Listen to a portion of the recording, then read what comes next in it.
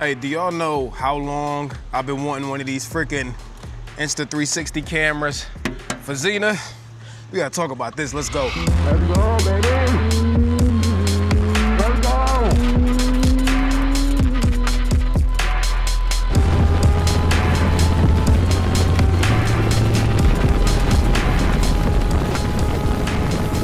Oh yeah, the new Insta360 X4. I'm so freaking hyped to have one of these. I think I might like the colors red and black a little too much. I got on red and black on purpose. My bike is red and black. My truck is red and black. I don't know. Maybe I got a problem. Anyways, let me just get this out the way, okay? Insta360 did sponsor this video. They paid me to make it. They gave me the camera. Let me tell you why I accepted it before y'all get all freaking hurt in the comments, okay? I was already thinking about buying an Insta360. Obviously, I love bikes. I love cars. And a lot of times I find myself freaking doom scrolling on TikTok and Instagram, and I look at all these videos of people ripping down the freeway or hanging with their boys or girls or whatever, and they're able to just rotate the camera at all times. And I'm like, man, I really want that because I'm typically used to just the POV type, videos on my helmet, which are fine, but they're a little boring, right? So I wanted to be able to get that like super immersive, I can kind of pan the camera wherever type vibe, right? The other reason I was thinking about buying one before they reached out to me was, obviously, bikes don't have any type of cameras on them, at least not these cheaper bikes, right? I'll say cheaper with a grain of salt, but you get what I'm trying to say. These don't have like the super advanced camera systems like trucks and cars and all that stuff do.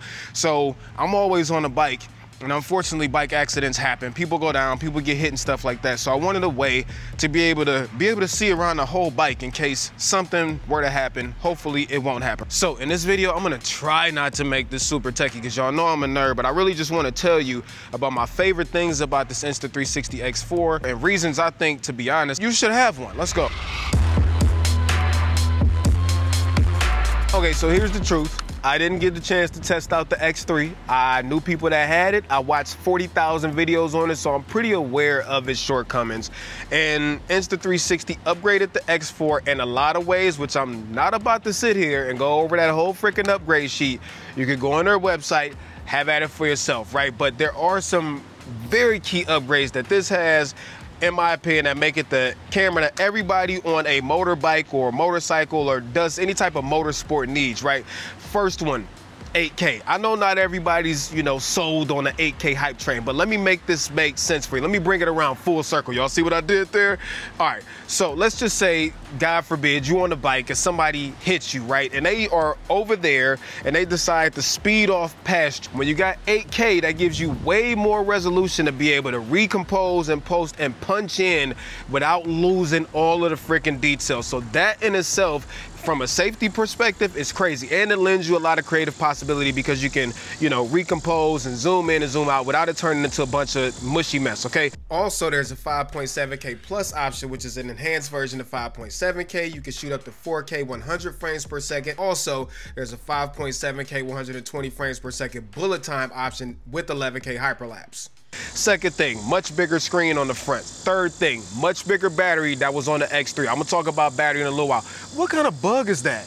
That sounds crazy. That sounds like an alarm. Next thing, faster transfers, considering that you got to transfer this stuff back and forth to your phone all the time to get the footage off of it. And then the other thing is the fact that we now have removable lens guards. Now, don't be like Terry and take off the lens guards when the camera's not in use. Keep them on there, because if you don't, you sit them on your motorcycle seat and then the camera slides off the motorcycle seat, then you end up with a gash on the front lens like that, okay? So had I had my lens guard on there, this wouldn't have happened. And even if it did get damaged, I could have just put new lens guards on there. So anyways, those are the upgrades that are important to me with the X4. Again, you can go watch the other 40,000 videos that cover every single little upgrade. I'm just not doing it. Now, how do you put this thing on the freaking bike? Now, obviously, there's a few different ways. If you want to mount this to the bike to get that 360 look, right, you need to use the invisible selfie stick. Now, you will see people who just put it on the standard GoPro mount and put it on like the handlebars or something like that, but I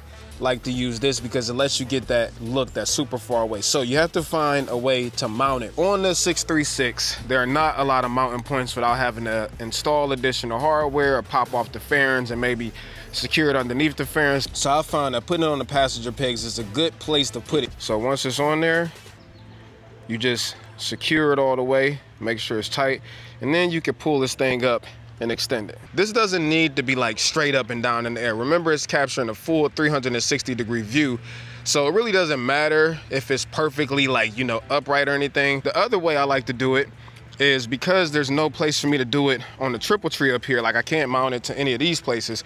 I actually put it right here at the base of the rear view mirror. Now, I don't feel like y'all can't mount the camera on other places on the bike. I just happen to have a sport bike which don't have a whole lot of mounting options unless you want to modify it. But yeah, man, you can put it wherever you want. And I need to freaking watch this thing.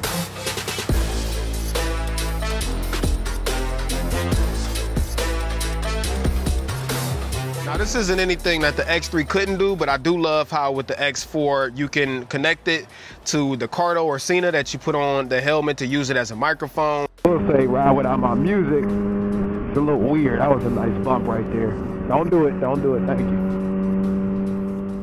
But it's good if you do want to do any type of moto vlogging, you know, you don't have any other microphone setup or something like that. You can also use other external microphones. You just have to, you know, either get the adapter from Insta360 or find some other creative way to plug up the freaking receiver to it. But what I'm saying is there are options.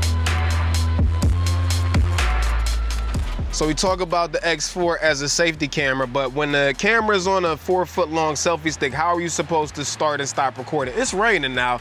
That's crazy. Anyways, one of my favorite things is the fact that you can use hand gestures to start and stop the camera. So all you got to do is literally put your hand up in front of the camera and it recognizes it no matter where your hand is in relation to the camera. As long as it's in view somewhere, it will start and stop recording. Also, what's fire is when you have it connected to a mic. I'm not gonna say the word while I'm riding, but it has voice commands. So you can tell it to start filming. I'll say that word instead. You can have it start filming without having to touch the camera, because obviously the camera's out there in front of you. So those things make using the camera when it's mounted a lot easier, because you don't have to, you know, take the camera down and all that good stuff. Just use your voice, so your hands. Now, one thing that continues to impress me is the freaking battery on this Insta360 X4. So it only takes about like 55 minutes to an hour with a fast charger to charge all the way back up. You do have to plug it into the USB-C port to charge it. I wish there was like a hub, and if there is, I sure don't have one. But the battery actually also lasts for a long time. When you use 5.7K, you could get like over 2 hours of recording, and I found that to be pretty much true.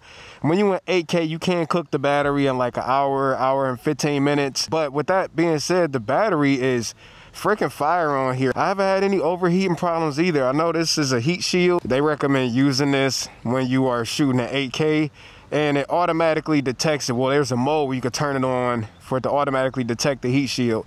But I haven't had any overheating problems, man. I've been running 8K for what, a couple weeks now, you know, 30-40 minutes at a time on some of these rides, and personally I haven't had any issues. Now, they do say that 8K, it says it right in the menu that, you know, you should use it in a situation where there's a lot of moving air to cool the camera down, and to use the heat shield at the same time. But I just wanted to share my experience with the battery life and the overheating, because I haven't had any trouble. I can't speak for other people, or if other people had trouble, anything like that. I'm just keeping it a buck for the people watching me. I haven't had no trouble out of either one of them. One of my biggest concerns when I got this camera was, how am I supposed to manage these freaking 8K files, right? Because it can shoot in 8K. And I'm just letting y'all know, if you are doing these longer takes, especially if you're using it as like a security camera for your bike, you know, you're gonna get some massive files. A 30-minute file at 8K, it's gonna be like 25 gigabytes. So I'm just letting you know. So the way to mitigate that, either use shorter clips, or you can switch over to the 5.7K plus mode, which is still freaking great quality, right? But anyways, there's a few ways you can get the footage off. First way, I got the Insta360 Studio app. You can get this from Mac or Windows. If anybody still uses Windows, I'm just playing. I use Windows, okay? But it's free, and it's a full-fledged editor. The only time I use this though is if I'm exporting super long clips, because obviously I use a Mac for editing, which means I have hardware decoders and encoders, and it makes exporting longer clips a lot quicker than using a phone. I'm trying not to get all freaking nerdy on you, but the thing I really like to use is just the app on the phone. First of all, this has a Bluetooth wake up feature. So even if the Insta360 X4, and a lot of Insta's other cameras had this, even if it's turned off, once you fire up the Insta360 app on the phone, it wakes the Insta360 up so that you can manage the files off of it. Then once you get it open, there's 3 ways that you can manage the footage. So you have your pro mode, if you know how to keyframe and cut up clips and do all of that stuff, which most people probably won't want to do. There's an AI function that will analyze the clip for you, okay? It will create small sub clips, okay? And some of them it'll add music and it'll, you know, kind of turn around the world during the clip, and it does a fairly decent job. But my favorite way is the quick option, because the quick option allows you to record a small piece of the full clip, and while it's recording, it's literally doing exactly what you're telling it to do, and it's recording that to the file. Terry, what are you talking about? Okay, so here's a clip that's playing, and I'm gonna press record while this is playing. Now, while it's recording, it's also recording everything that I do to manipulate this clip. So there's a little joystick on the right-hand side. I can move around the frame. There's a zoom option on the left-hand side. I can zoom in and zoom out, and obviously you can still, you know, pinch and zoom on the video feed. And all of this is being recorded. The other thing is it uses the phone's gyro data also. So if you don't want to use the joystick, but you notice in this video clip that somebody's pulling up next to you on the left side, if you just turn the phone left to look at them, it records it to the video clip,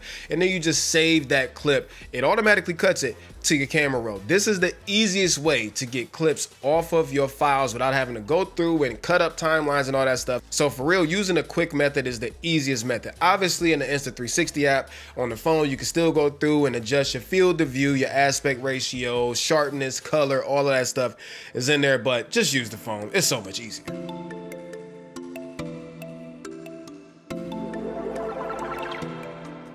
This is the most important thing about these 360 cameras, is the safety aspect. I know that the visuals are dope, and don't get me wrong, being able to get dope footage out of it at the same time is fire. But for me, having that comfort that if some idiot does something that hits me, or I'm an idiot and I go down on the bike, which I try to be as safe as I can, that I could at least see all the angles of what happened. All right, I told y'all I was about to do some super nerdy tech video, and I didn't. I don't think I did. I hope I didn't. Anyways, I just wanted to share why I think the X4 is such a powerful camera that, in my opinion, if you're into any type of motorsports, whether it's ATVing, kayaking, motorcycle, anything like that, you need one of these. You need an insurance policy if something were to, God forbid, happen to you. Now, the upgrades are amazing. Have an 8K resolution to be able to punch in and post without having to lose all your detail. 5.7K plus is fantastic. Single lens mode is upgraded to 4K 60. It's got a bigger battery, bigger screen, and faster connectivity, and the fact that you can change these lens guards out. This is arguably the most versatile action camera out there, and it might be the only one you need. Anyways, you was already thinking about buying one, so this is your confirmation to use the link in the description. Go ahead and get you one of these. You won't regret it. But thank you to Insta360 for sponsoring this video. I'm out. Piece of chicken grease. Much love, y'all. Peace.